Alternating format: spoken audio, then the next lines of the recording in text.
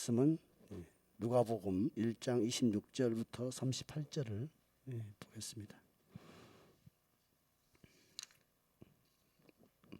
다 함께 읽도록 하겠습니다. 시작. 여섯째 달에 천사 가브리엘이 하나님의 보내심을 받아 갈릴리 나사렛이란 동네에 가서 다윗의 자손 요셉이라 하는 사람과 약혼한 처녀에게 이르니 그 처녀의 이름은 마리아라. 그에게 들어가 이르되 은혜를 받은 자여 평안할지어다. 주께서 너와 함께 하시도다 하니 처녀가 그 말을 듣고 놀라 이런 인사가 어찌함인가 생각하며 천사가 이르되 마리아여 무서워하지 말라. 네가 하나님께 은혜를 입었느니라. 보라 네가 잉태하여 아들을 낳으리니 그 이름을 예수라 하라. 그가 큰 자가 되고 지극히 높으신 이의 아들이라 일컬어질 것이요 주 하나님께서 그 조상 다윗의 왕위를 그에게 주시리니 영원히 야곱의 집을 왕으로 다스릴 것이며 그 나라가 무궁하리라. 마리아가 천사에게 말하되 나는 남자를 알지 못하니 어찌 이 일이 있으리이까. 천사가 대답하여 이르되 성령이 내게 임하시고 지극히 높으신 이의 능력이 너를 덮으시리니 이러므로 나실 바 거룩한 이는 하나님의 아들이라 일컬어지리라. 보라 네 친족 엘리사벳도 늙어서 아들을 배었느니라.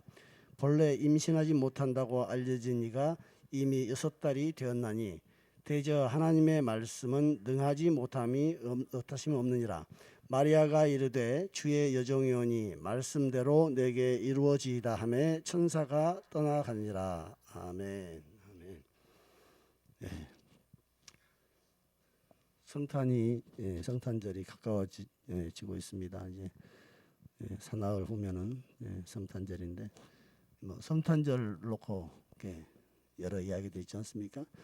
12월 25일은 예수님의 정확한 탄생일이 아니고 이방 종교의 태양절 기념일을 이제 유대교에서 기독교에서 일종의 차용을 해서 이방 종교를 끌어들여서 그들을 이제 기독교 안으로 포용하기 위해서 하는 그런 과정에서 이렇게 12월 25일을 성탄절로 전했다 하면서 이제 12월 25일 성탄절 자체를 이제 거부하고 하는 그런 분들도 있는데 12월 25일이면 어찌고 6월 25일이면 뭐 어떻겠습니까? 우리 주님은 영원 전부터 계신 분이었고 이 땅에 오신 그날을 우리가 알지 못한다 할지라도 그것은 그렇게 중요한 문제는 아닙니다. 그러나 주님이 이 땅에 오셨다는 것을 그것도 핏덩이 같은 어린아이로 오셨다는 것을 우리가 기억하는 겁니다. 저는 오늘 이 예수님의 육신의 모친이 예수님을 잉태한 이 이야기를 이렇게 생각하면서 어떤 은혜를 하나님께서 우리에게 기억하게 하시려는지 좀 궁금합니다. 여섯째 딸이라고 하는 것은 지금 이제 누구 입장에서 여섯째 딸이냐면 엘리사벳이 침례 요한을 어렵게 잉태를 합니다. 엘리사벳은 그 남편 사가랴가 제사장이었는데 그 엘리사벳이 이제 아이를 낳지 못하다가 나이 들어 늙어서 하나님께서 엘리사벳에게 아이를 주시는 이야기가 먼저 있습니다. 그러고 나서 그 엘리사벳에게 아이를 주는 천사가 나타나죠. 성소에서 제사를 드리고 있는 사가랴에게 나타나는데 사가랴가 그걸 믿지 못하니까 사가랴를 침례 요한이 태어날 때까지 벙어리로 말을 못하게 만들고 마지막에 이제 태어날 때쯤에 아이 이름을 무엇이라 할까요 하고 했더니 놀랍게도 이 요한 자기 집안 계통에서는 쓰지 않는 이름을 했는데 하나님이 요한이라고 한 이름을 이렇게 주십니다. 그런데 이제 그때 이제 엘리사벳이 임신 6개월 정도 됐을 때 이제 침례 요한하고 예수 그리스도는 어떤 사촌지간 가까운 어떤 친족지간이 되는 것 같아요. 그래서 이 마리아에게 천사가 나타나서 네가 잉태하리라 하는 계시를 주십니다. 천사가 나타나서 이렇게 하나님께서 너에게 능력을 주셔서 네가 잉태하리라 하니까 마리아는 그것이 아주 놀라운 사건이지만 그 천사를 통해서 하나의 믿음을 가졌을 거라고 생각해요. 그러나 마치 어떤 마음속에 생각이 들었거나 그냥 꿈을 꿨다 하는 정도라면 이게 헛꿈이겠니 하고 지나갈 겁니다. 그런데 천사가 실제로 그에게 나타난 것을 보면서 그 나타난 존재가 천사라는 것을 마리아는 인식을 분명히 했겠죠. 성경에 보면 아브라함에게도 아브라함과 사라 그 이삭을 낳기 전에 천사들이 아브라함을 찾아온 이야기가 있습니다. 그래서 천사들에게 음식도 대접했다 하는 이야기가 있고, 또 아브라함은 자기 조카 롯을 적들에게 롯이 납치됐다가 그 롯을 구해갖고 돌아올 때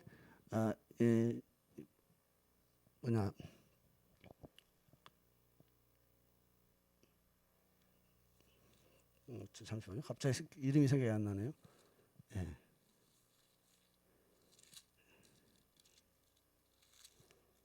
이럴 때가 있습니다. 멜기세덱을 만나는 장면이 나옵니다. 멜기세덱은 생명의 시작도 끝도 모른다고 이상한 표현을 이게 히브리서 5장에 하고 있습니다. 5장부터 7장에 그렇게 나와 있는데, 이 멜기세덱이라는 분을 만났는데, 이 멜기세덱의 이름이 멜기세덱이라는 이름이 사실은 평강의 왕이라는 뜻이에요. 평강의 왕.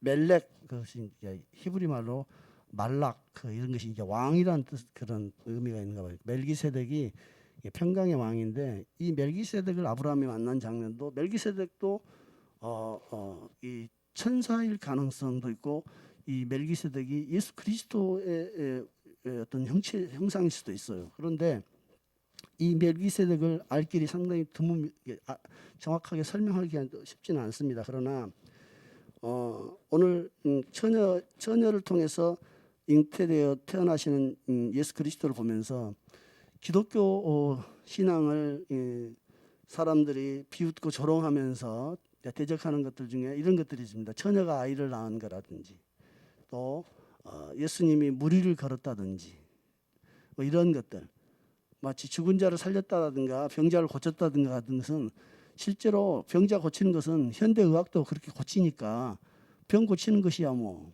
그게 할 수 있지 이렇게 넘어가지만, 처녀가 그 아이를 낳았다, 처녀에게서 태어났다 하는 그 말들은 이 세상에 어떤 종교의 지도자도 처녀에게서 태어난 사람은 없거든요. 다 부모에게서 태어났다고 이렇게 되어 있습니다. 그런데 예수 그리스도만큼은 처녀에게서 태어났다고 하니 믿을 수도 없고 또 거부할 수도 없는 그런 상황이 됩니다. 그래서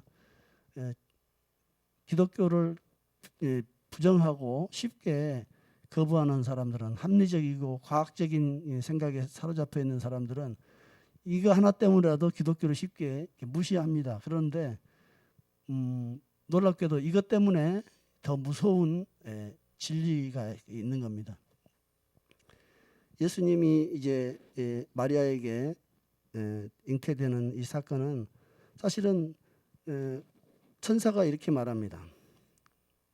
무서워하지 말라 하면서 내 친족 엘리사벳도 늙어서 임신을 했다. 그러니 너도 처녀로서 잉태할 수 있다. 이렇게 설명하고 있어요. 그러나 천사가 이렇게 말할 수는 없었을까? 이사야서 7장 14절에 이렇게 예언되어 있지 않느냐? 주께서 친히 징조를 너희에게 주실 것이라. 보라, 처녀가 잉태하여 아들을 낳을 것이요 그의 이름을 임마누엘이라 하리라. 이 예언을 너는 들어보지 못했냐? 이렇게 천사가 말했으면 더 그럴싸할 것 같은데, 천사는 그런 이야기를 하진 않아요. 오히려 내 친족 엘리사벳이 늙어서 아들을 배었느니라. 엘리사벳이 아들을 배었다는 것은 처녀가 잉태된 것, 또는 엘리사벳 혼자서 그 남편 사가랴 없이 잉태되었다라고 성경은 말하지는 않고, 그런 부분들은 전혀 없습니다. 그런데 엘리사벳이 늙어서 임신했던 것은 마치 아브라함과 이삭 사이에 아브라함과 사라 사이에 이삭을 잉태한 것도 이 처녀가 잉태했다 하지 않거든요. 남편 아브라함과 사가랴의 씨를 분명히 통해서 그 사라와 또 엘리사벳이 잉태한 것이 분명합니다. 그런데 굳이 처녀가 아이를 낳게 되는 이 상황을 설명하면서 엘리사벳도 임신했다라고 하는 것하고 늙은 남편하고 늙은 어머니가 부인이 아이를 낳은 거하고 처녀 혼자 아이를 잉태한 거하고 이게 뭐 용기를 줄 만한 상황은 아니지 않습니까? 그러니 차라리 이사야서 7장 14절 예언을 선사가 들먹이면서 처녀가 잉태하리라고 선지자가 예언했지 않냐 한다면 그나마 조금 더 마리아의 마음이 조금 위안이 되려는가 모르겠어요. 그러나 마리아는 그 선지자의 예언을 들먹이면서 그런 가능성을 이야기했다 할지라도 마리아로서는 이해할 수 없는 일이었을 것입니다. 오늘 우리에게 똑같이 성경의 예언을 들먹이면서 이 일을 믿으라 하면 과연 믿고 따라갈 수 있는 사람들이 얼마나 있겠습니까? 또 내 주변에 이런 믿음의 성공자가 있다고 이야기한다 할지라도 그것이 나의 어떤 불가능한 일들이 풀어지거나 이해될 수는 없을 것 같아요. 이 지금 예수님을 잉태하게 된 마리아와 요셉은 27절에 다윗의 자손이라고 이렇게 요셉을 표현하고 있습니다. 요셉의 혈통이 이제 마태복음 1장에 쭉 나옵니다.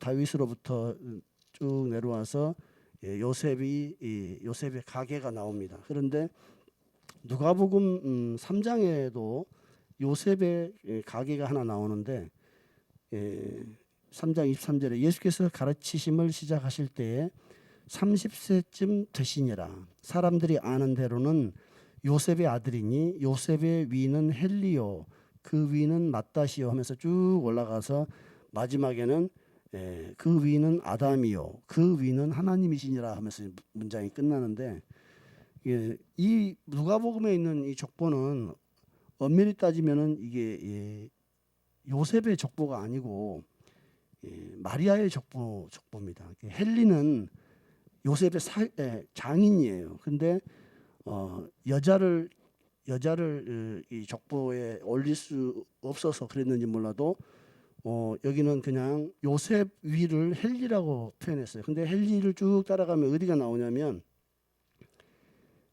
다윗이 나와요.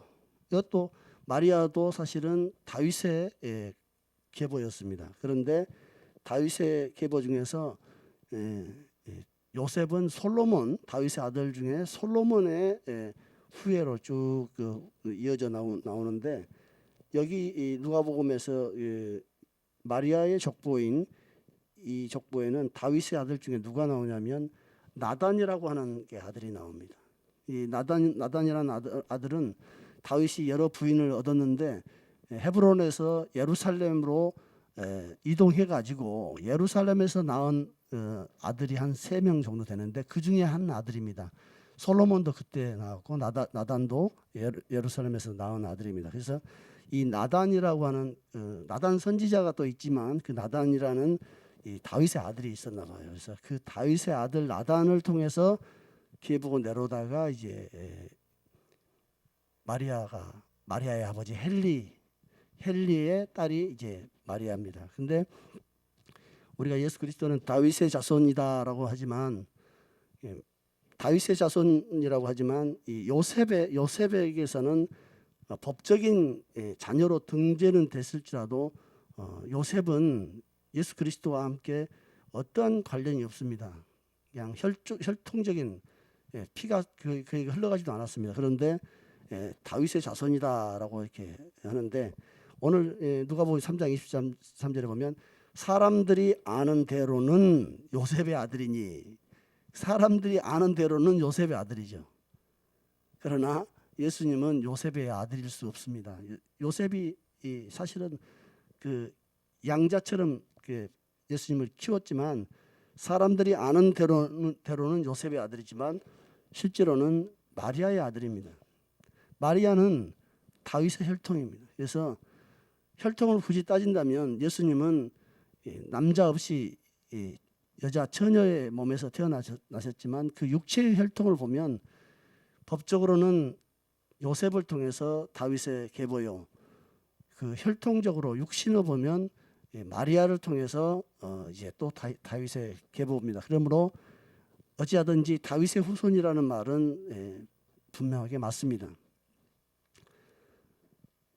그런데 이 예수님을 이 땅에 보내시는 하나님이 어린아이처럼 이렇게 처녀의 몸에 아이를 보내서 처녀의 몸으로 그 생명이 태어나게 해서 자라게 해서 그 예수 그리스도를 보내신 것이 아니고 차라리 아브라함에게 또 이삭에게 나타났던 천사처럼 또 아브라함을 전쟁터에서 돌아온 아브라함을 영접했던 멜기세덱처럼 그렇게 주님이 우리에게 오실 수는 없었을까? 그렇게 신비하게 그렇게 전격적으로 나타나셔도 우리는 그분을 우리의 그리스도요, 우리의 하나님으로 또 이스라엘이 기다리던 메시아를 기다리던 그들의 하나님으로 인식하고 깨달을 수 있었지 않았을까 이런 생각을 해봐요. 그런데 왜 주님은 그렇게 어린아이로 무리하게 처녀의 몸에서 태어나셔야 할까? 왜 그렇게 하셔야 될까 하는 생각을 합니다. 그러나 아담과 하와를 지으신 그 주님이 아담과 하와의 범죄로 모든 사람들이 죄 아래에 들어갔을 때 사실은 아담과 하와는 두 사람이 아니고 한 사람이나 마찬가지입니다. 아담으로부터 하와를 주님이 지으셨다고 하시니 처음 지은 그 아담으로부터 모든 것이 이어져 내려온 겁니다. 그런데 그 아담과 하와의 그 인류가 죄 아래 있는 것은 아담과 하와에 속해 있기 때문에 인류가 죄 아래에 있는 것이라고 우리는 봅니다. 죄가 유전이 된다. 당연히 아담과 하와가 생명을 잉태한 것은 다 유전적인 모든 형질이 유전이 되죠. 그러나 죄가 유전이 된다라고 거기서 바로 단정적으로 설명할 수는 없지만 모든 인류는 이미 아담과 하와 안에서 그냥 죄 아래 사단 아래 이제 놓이게 되었다 하는 정도로는 이제 이야기할 수 있습니다. 그런데 죄가 유전이 된다 하는 그 논리를 이제 주장하는 이유는 예수님께서 요셉이 아닌 마리아의 몸에서 태어났기 때문에 죄가 유전이 되지 않는다. 요셉의 씨 안에 죄의 요인이 있기 때문에 요셉을 통해서 마리아로부터 태어났다면 예수님도 결국 죄인이지 않느냐 이런 논리를 펴는데 사실은 죄가 인간의 생리적인 또 생식적인 활동을 통해서 자손들이 번식이 되면서 그들이 죄 아래 있다 하는 것이 마치 아담과 하와의 모든 생물학적인 것들을 유전으로 받기 때문에 죄 아래에 있다라고 생각할 수 있는 가능성은 높습니다. 그러나 죄가 유전이 된다라고 단정짓기에는 쉽지 않습니다. 다만 모든 인류가 마귀에게 권세를 잃어버리고 그 마귀 아래에 있다는 사실은 아담과 하와가 처음부터 그렇게 시작했기 때문에 그 이후에 태어난 모든 인류들이 이제 죄 아래에 있다라고 이제 우리는 그렇게 보고 믿는 겁니다. 그런데 예수님이 처녀의 몸에서 잉태한 것은 어떤 면에서는 그런 죄의 유전적인 것을 끊기 위해서 마리아의 몸에서만 태어났다라고 이렇게 해석하는 것들이 상당히 설득력이 있고 일리가 있어 보이지만은 꼭 그렇지 않다는 겁니다. 예수 그리스도께서 지금 현재 인류처럼 모든 사람처럼 남자와 여자의 결합을 통해서 태어나지 않은 그 이유가 단지 죄의 유전이라는 것을 거부하기 위해서 끊기 위해서 그분은 죄 없는 인간으로 오기 위해서 그렇게 했다라고 우리가 바로 해석하기에는 완전한 설득은 되지는 않습니다. 다만 어떤 이유든지 하나님께서는 아담을 지으셨습니다. 아담을 지으셨습니다. 그 아담은 사실은 예수 그리스도의 그림자라고요. 사도 바울은 아담을 첫 아담이라고 하고 첫 번째 아담이라고 하고 예수님을 두 번째 아담이라고 표현을 합니다.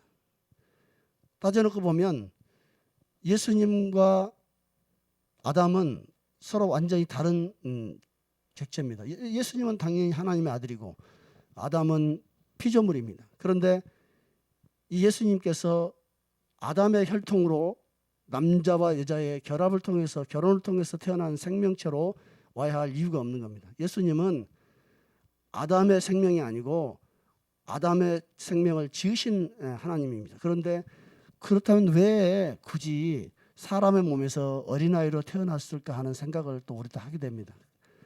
그것을 주님은 다른 데서 이렇게 표현합니다. 우리 인간이 혈과 육을 가졌기 때문에 우리 인간의 혈과 육을 가지기 위해서 여자의 몸으로 몸을 빌어서 예수님이 몸을 가지셨다 이렇게 표현합니다. 히브리서 10장에서도 예수님이 몸을 가지셨다. 몸이 필요하셨다. 실제로 뭐 여러 주장들을 하는 사람들이 있습니다. 예수님이 태어난 그 생물학적 유전, 여자의 유전자 또 남자의 유전자 이렇게 비교해서 마치 예수님의 피가 어디에서 발견됐는데 그 핏방울에가 유전자 결함이 우리하고 다르더라. 뭐 이런 막 주장하는 게 인터넷이나 유튜브에 떠돌아다닙니다. 사실은 그런 것들은 확인하기는 어렵습니다. 쉽지 않습니다. 과연 그런 것인지 근거가 없고 또 장사꾼들이 그런 것들을 퍼뜨리는 경우도 있기 때문에 그런데 오늘 이 누가복음 1장에 게시된 이 말씀 보면 마리아는 분명히 그 천사를 통해서 자신이 예수 그리스도를 잉태할 것을 이제 들은 겁니다. 그리고 그 들은 것을 이제 요한을 잉태한 엘리사벳을 찾아가면서 엘리사벳과의 교제를 통해서 다시 한번 또 확인하게 됩니다. 그리고 이제 엘리사벳을 찾아갔더니 엘리사벳이 그 속에 있는 영이 예수 그리스도의 어머니를 보고 알아보고 기뻐합니다. 그러고 나서 그를 찬송하니까 마리아가 이렇게 찬양합니다. 마리아가 성령이 가득해서 46절에 1장 46절부터 내 영혼이 주를 찬양하며 내 마음이 하나님 내 구주를 기뻐하였음은 그의 여종의 비천함을 돌보셨음이라. 보라 이제 후로는 만세에 나를 복이 있다 일컬으리로다. 능하신 이가 큰 일을 내게 행하셨으니 그 이름이 거룩하시며 긍휼하심이 두려워하는 자에게 대대로 이르는도다. 그의 팔로 힘을 보이사 마음의 생각이 교만한 자들을 흩으셨고 권세 있는 자를 그 위에서 내리치셨으며 비천한 자를 높이셨고 줄이는 자를 좋은 것으로 배불리셨으며 부자는 빈손으로 보내셨도다. 그 종 이스라엘을 도우사 긍휼히 여기시고 기억하시되 우리 조상에게 말씀하신 것과 같이 아브라함과 그 자손에게 영원히 하시리로다라고 마리아가 성령에 충만하여 이렇게 예언을 합니다. 마리아가 처녀가 아이를 낳으리라 하는 그 천사의 기별을 듣고 더구나 그 천사가 다윗의 왕위를 이을 자를 주신다는 겁니다. 태어날 아이는 다윗의 왕위를 그에게 주신다라고 되어 있고 또 다른 복음서에서는 그의 아들의 이름은 예수라라. 그는 하나님이 구원하신다라는 그런 의미입니다. 그렇게 말씀하시니 엘리사벳이 예수의 잉태에 대해서 믿음으로 받아들인다는 것은 쉬운 일이 아니었겠지만 오늘 그 마리아는 마지막에 하나님의 그 말씀대로 자기에게 이루어질 것을 선언하면서 믿음으로 이것을 받아들입니다. 주님께서 마리아에게 그 예수 그리스도를 잉태하리라 하는 그 놀라운 예언들이 사무엘 하에서 방금 오늘 성서 독서에서 읽었던 처럼 사무엘 하에서 다윗에게 이미 예언했던 다윗의 씨 안에 그의 나라를 견고하게 세울 아들을 보내겠다 하는 그런 예언을 주십니다. 1차적으로는 그 아들은 솔로몬이었고 솔로몬이 그 예언 가운데 있지만 실제적으로는 예수 그리스도를 그 안에 계시하신 겁니다. 또 다니엘서 2장 44절 또 다니엘서 7장 13절과 14절에서는 하나님의 아들이 인자라고 표현되면서 그 인자가 나타나서 그의 권세는 소멸되지 아니하고 영원한 권세요 그의 나라는 멸망하지 아니할 나라 정사와 권세와 영광과 나라가 다 주어지는 그분에 대해서 이제 예언하고 있습니다. 바로 그 예언이 이 마리아에게 동일하게 주어집니다. 너에게서 큰 자가 태어나고 지극히 높으신 이의 아들이라 일컬어지고 또 주 하나님께서 그 조상 다윗의 왕위를 그에게 주실 것이다. 그리고 영원히 야곱의 집을 왕으로 다스릴 것이다. 그 나라가 무궁하리라. 지금 마리아가 받은 천사의 기별은 그냥 아들 하나 낳을 것이다가 아니라 하나님 나라의 놀라운 존재가 자기 안에 지금 임한다는 겁니다. 하나님의 왕이 되고 하나님 나라의 그 나라의 왕이 되고 야곱 이스라엘을 완전히 다스릴 나라는 이스라엘의 육신의 나라 또 다윗의 나라는 실제로 회복되지 않았습니다. 그러나 이 천사의 말은 그 나라가 무궁하리라 하면서 다윗의 그 육신적이고 또 지상적인 나라가 아니라 하나님께서 말씀하시는 다른 나라가 있음을 말합니다. 그러고 나서 누가복음 2장에 가서는 천사가 그렇게 말합니다. 천사를 통해서 또 말하고 또 선지자 시므온과 안나를 통해서 이렇게 말합니다. 예수님은 마리아의 아들 마리아가 낳은 그 아들이 이제 태어난 다음에는 네 마음이 칼을 찌르듯 하리라. 마리아의 입장에서는 처녀가 아이를 잉태한 것만 해도 놀라운 일인데 이제 그 아들이 자기의 가슴을 칼로 찌르듯이 아프게 할 것이라는 겁니다. 그것은 여러 사람들의 마음을 드러내게 하고 또 사람들 가운데 어떤 사람들은 흥하고 어떤 사람들은 패하게 되는데 그것을 하게 되며 또 비방을 받는 표적이 되고 사람들의 마음을 드러내는 그런 일들을 하게 되는데 그래서 그로 인해서 그 어미 마리아의 마음은 칼이 마음을 찌르듯 하게 될 것이다 라고 그런 예언을 또 받게 됩니다. 사람들은 예수 그리스도의 처녀 잉태를 믿을 수 없다고 말합니다. 그런데 어떤 사람은 이렇게 말했답니다. 예수 그리스도 그 아버지 요셉이 믿는데 왜 너는 못 믿느냐라고 이렇게 요셉이 믿을 수 있다면 너도 믿을 수 있어야 되지 않냐라고 이렇게 농담을 이렇게 하는 걸 들었습니다. 요셉이야말로 사실은 마리아는 천사를 통해서 그런 계시를 받고 하나님의 계획을 알았지만 요셉은 꿈으로 천사를 본 것 외에는 아무것도 보지 못했습니다. 요셉의 이론이라든가 요셉의 상식이라든가 요셉의 경험을 그 꿈에 나타난 천사의 말 가지고 극복하기가 얼마나 어려웠겠습니까? 그러나 요셉은 그 천사의 기별을 듣고 그대로 믿었습니다.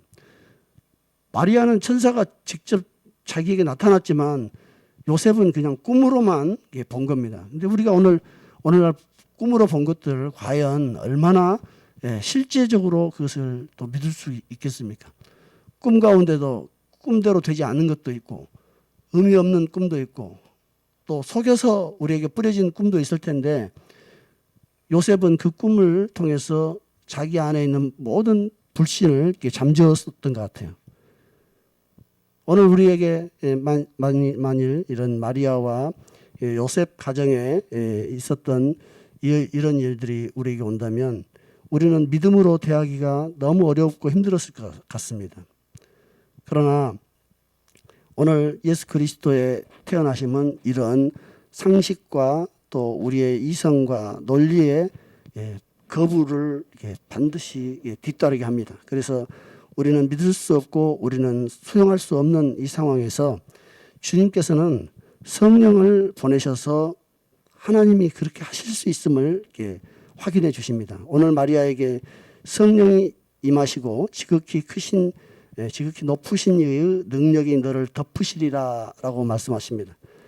예수 그리스도의 그 태어나심을 위해서 마리아를 덮었던 그 성령님과 그 하나님의 능력이 오늘 우리에게 동일하게 임하지 않는다면 우리도 예수 그리스도를 온전하게 따를 수도 없거니와 그 예수 그리스도를 믿기가 어려울 겁니다. 마치 마리아에게 천사가 나타났듯이 우리에게도 하나님의 말씀이 나타납니다. 또 하나님의 영이 우리에게 오시면 예수 그리스도께서 마리아의 태에 잉태되듯이 그 성령님께서 우리 안에 임하시면 우리 속에 예수 그리스도의 마음과 예수 그리스도의 영이 반드시 자리 잡게 됩니다. 그 예수 그리스도의 영을 통해서 이제는 우리가 비록 마리아의 그 예수 그리스도 처녀 잉태를 성경을 통해서 듣고 있지만 예수 그리스도에서 보내신 그 성령으로 말미암아 예수 그리스도를 우리가 주로 영접하고 믿게 되는 겁니다. 그래서 고린도전서 11장에서는 성령으로 아니하고는 예수를 주라 시인할 수 없다라고 말씀하십니다.